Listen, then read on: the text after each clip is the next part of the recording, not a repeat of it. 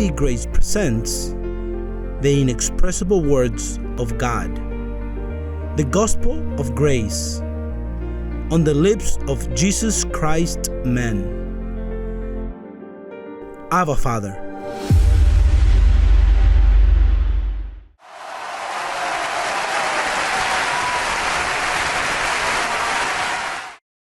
Well, let's continue with the same topic. Second letter to the Corinthians, chapter 5. Second letter to the Corinthians, chapter 5, verse 1 through 4. Wow, this is rich. But we don't have a permanent residence. Our permanent residence is where the church is led. Remember that in the Old Testament, there's an example that the cloud would move and it would stop and the people would stop. And then when the cloud moved, the people moved. There wasn't a permanent resident. Is where God leads us. And it's best that way because under that covering, because when you do what he tells you, what you should do, though you think you're subtracting, though you think you're not prospering and that you're retrieving, suddenly the angel comes and opens doors and you'll continue. And then he baptizes you with a little youthfulness and health. He covers you. He knows how to do it. And the family benefits from it, the children. I don't know. This is a mystery. Well, we read second letter to the Corinthians, chapter 5, verse 1 through 4. For we know that if our earthly house, which is this flesh we have, this tabernacle, were dissolved, we have a building of God. That is, the building is the spiritual man. But he called it a building. He says, an house not made with hands, eternal, not up there, but in the heavens, down here. For in this we groan, earnestly desiring to be clothed upon with our house, which is from heaven. To be what? To be clothed. What is it saying? That we were clothed before? When you take off your clothes and put them back on, you've redressed yourself. So what the apostle is saying is we want to return to the state where we were before. For now we have this tabernacle, this earthly tabernacle, but truly our spirit was previously in another celestial body. But when we took part, the children took part of flesh and blood by partaking in flesh, well, then you lose those clothes. But it isn't that you lose them truly, it's that they put it aside while you fulfill your mission here on earth. And then you're going to be redressed with a spiritual man, but it's a man, it has a body, it has an identity. It has activity. It has a life that is manifest, the true identity of yours. That is what's brought about healing to us, to know that there's something better than this earthly vessel. It says to be clothed upon with our house, which is from heaven. Verse 3, if so be that being clothed, well, we are naked now. We're not clothed, we're naked in the spiritual aspect. Though we have clothes on, it's not speaking of that nakedness that's carnal, but it's speaking of a nakedness of our true identity. For while we are in this tent, in this vessel of clay, in this carnal body, we groan and are burdened. Wow. You suffer in the flesh, right? This flesh bothers. It gets sick. You go through situations, through trials. So then it says that we groan with anguish because we do not wish to be unclothed, but to be clothed instead with our heavenly dwelling, so that what is mortal may be what? Swallowed up by life, when this mortal body is dressed with immortality, and when death is absorbed by life, then it says here that when you are clothed, so that was mortal, the tabernacle, the flesh, may be swallowed up by life. Have you noticed how Paul speaks about this topic as a reality? It is to say, Paul is speaking of the hope of Christianity, what's going to take place. But what happens is that in 2,000 years, in not seeing that manifest, sometimes it causes doubt. There are people that may not tell you that are blessed, but at home, sometimes they sit there and they're tested what they're thinking. So depending on your measure, when you think beyond what is written, immediately you say, Lord, I know these thoughts because I am rambling in my mind. With my carnal mind, I'm trying to understand the spiritual mind. And doubts come. To all, myself, I've gone through a transformation where the press mocks because they say, before he said this, and now he says that he is that, because one is changing as children change, which then enter into a stage of parents, of grandparenting. So then, in those moments, the carnal mind is manifest and brings tremendous doubts. And it is normal that that happens sometime. What you need to do is to be still until the next day comes, because every day brings about its own eagerness. So the next day you'll say, oh, Father, I was faltering. But Paul speaks of this clearly as our reward. That is why it says, knowing that your labor is not in vain in the Lord. It isn't in vain. What happens is that the factor of 2,000 years, that space of darkness, of the ignorance of the gospel, people doubt a lot. So society was manifest. Everything that has unfolded up until now, all the lies, everything the world is dealing with right now, and they don't find solutions. This is a world that we pity. It is us that we have something to offer, and sometimes we go through heavy trials because our tabernacle gets rocked. Imagine them that have no assurance, that do not know where they stand, in darkness totally. We have hope, and we are at the right time, the right time where that is going to manifest. It says, let's look to the first letter to the Corinthians, chapter 15, verse 54. In Spanish, it says, la muerte será absorbida en victoria. In English, is death is swallowed up in victory. He swallowed death forever.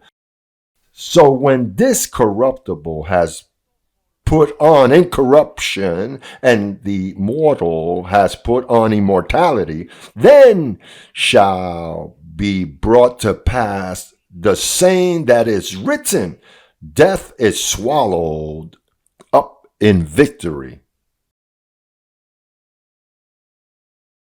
Notice it says when you are clothed, because it is naked currently. But the apostle says that in first letter to the Corinthians, and in the second letter he mentions it again. Look at what it says now in the second letter to the Corinthians, chapter 4, verse 10.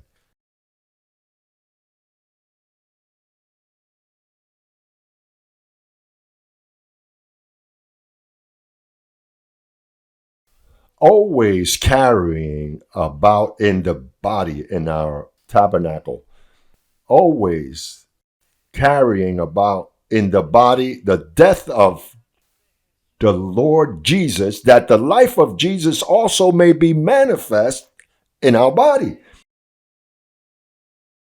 Sometimes we read that and we ask, how can I carry the death of Jesus everywhere? Well, listen, we suffer lots of persecution for bringing that death, because it isn't to carry it as the religious ones do, that they carry a cross on their back. It's to explain what that signifies. Every time you say that the devil was removed, you're taking the death of Jesus. Every time you say that the devil was destroyed, you are bearing the death of Jesus. Every time you say it isn't God bless you, it's blessed, you're carrying the death of Christ, because death is what brought about that blessing. Every time you stand firm in the covenant and honor what is written according to the gospel of the Apostle Paul, you are carrying the death of Jesus. And we carry that everywhere, and we are firm in spreading that, because that is what gave us happiness. That is what allows us to live in tranquility, in God's rest. Listen, many folks came over to greet me and they would thank me, but I give God thanks for the firmness I see in them, the firmness to see what the word has done, how it is entered our lives. That is marvelous. And this body, sooner or later, is not going to resist if it keeps on dressing itself with this knowledge. And if you continue confessing the word and continue to grow, what God is in you, this earthen vessel has to be educated. God was in Jesus of Nazareth, but the child had to grow and be strengthened. He had to be educated and he had to be enlightened, because he was manifesting himself, and Mary would see his manifestation, and sometimes he would gather with the elderly in the tabernacle and he would speak, and he had wisdom, but he didn't know who he was until that manifestation in the form of a dove and said, "This is my child in whom I am pleased." There is when he began to understand his mission. But it isn't that the Spirit was integrated into him, but that Spirit was already coming. He wasn't educated. Such as myself, I've said in interviews that in 1973, Jesus came and was integrated in me. But as I began to grow, I understood that if I am of the root of Jesse, he didn't come to integrate himself. He came to enlighten me. Alumbrarme.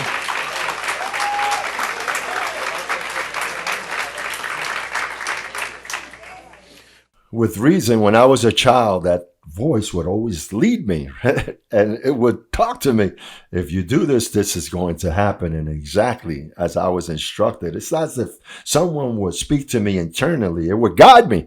So then when I was in those days of my youth, of delinquency, that voice would tell me, that's just for a little while. Don't get desperate, because it will come to pass. And it was to come to pass. One day my mom told me, "My son, don't make me suffer anymore. I love you so much and you're making me suffer." And I said, "Mother, that's just for a time. One day you will be proud of me," I told her.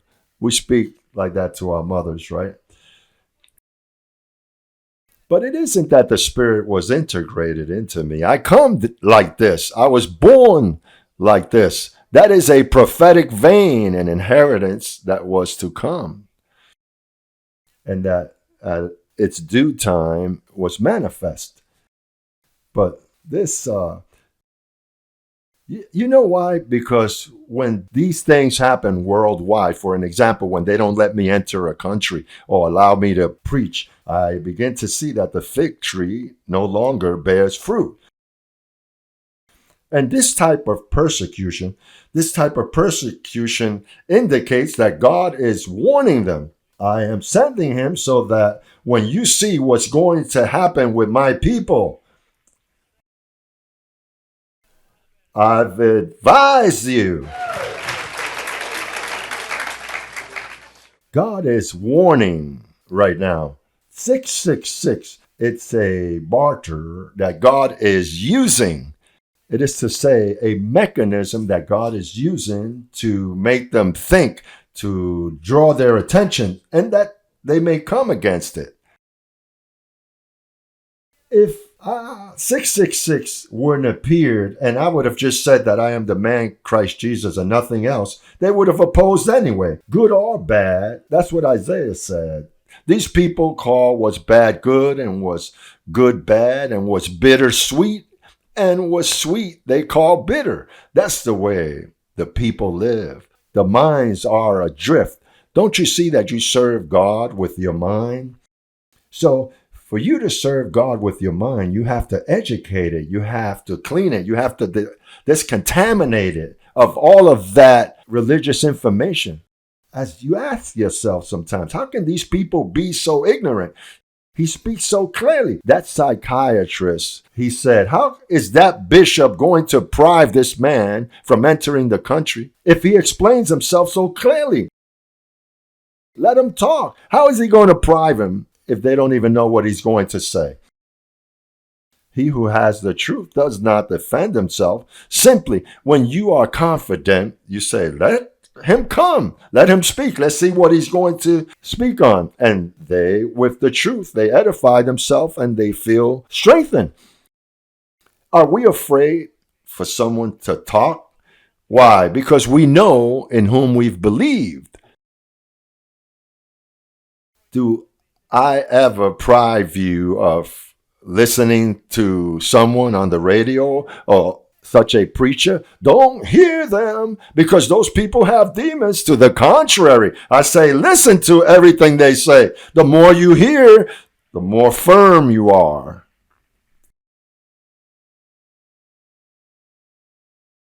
Every man that in serving God, he says, I am not going to marry. He's placed himself in a playing field that's dangerous. He declares himself a children or a child molester or something or whatever, because that is a pressure pot, because a man wasn't born unless he has the spirit of continence to remain alone. So we are waiting for the transformation.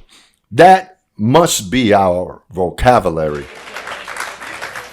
Listen, everything you speak now, it's manifest in due time, right? You've noticed that we begin to confess something and we keep confessing until we see that it's manifest. This is what we said a year, 2 years ago. Well, let's continue working or speaking on the transformation. Speak to your body. Soon you will be clothed with immortality. Speak to it. I receive that my body, that is the first, is transformed. Soon that transformation will come. We enter into the glorious bodies, the promise that God has for us. Let's receive it. Let's be transformed. It is God's promise in the new covenant. Promise. And the one that has not been renewed. Remember that it isn't that God says this one goes and this one doesn't. It depends if you are growing in knowledge. The knowledge in your spirit is the one that will absorb that. God doesn't get involved with that. That is in your hands. In your hands, you have to grow. You have to see the word, confess it, make it a part of you. And the one that has not been renewed, remember that it isn't that God says this one yes and this one no. It depends if you're growing in knowledge. The knowledge is in your spirit is the one that's going to absorb death. God does not get involved with that. That is in your hands. In your hands. You have to grow. You have to see the word. Confess it. Make it part of you.